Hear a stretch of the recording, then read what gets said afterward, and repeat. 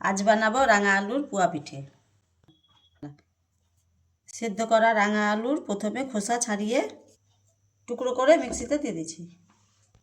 তারপর দুধ দিয়ে পেস্ট করে নেব। পেস্টটাকে একটা পাত্রে নিয়ে নিলাম।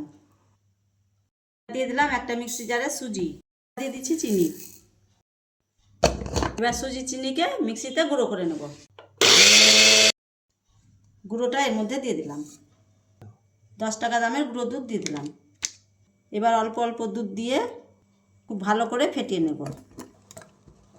এবার দিয়ে দিচ্ছি নারকেল কোড়া, আবারও খুব ভালো করে ফেটিয়ে নেব।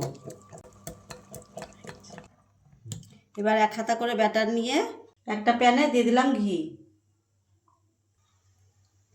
গরম প্যানে দিয়ে দিলাম।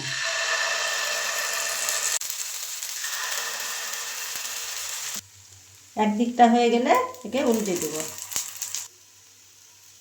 উল্টে পাল্টে লাল করে ভেজে নিয়ে তেল থেকে তুলে নেব। দেখুন কত সুন্দর পোয়া পিঠে তৈরি হয়েছে। সবগুলো পোয়া পিঠে তৈরি হয়ে গেল।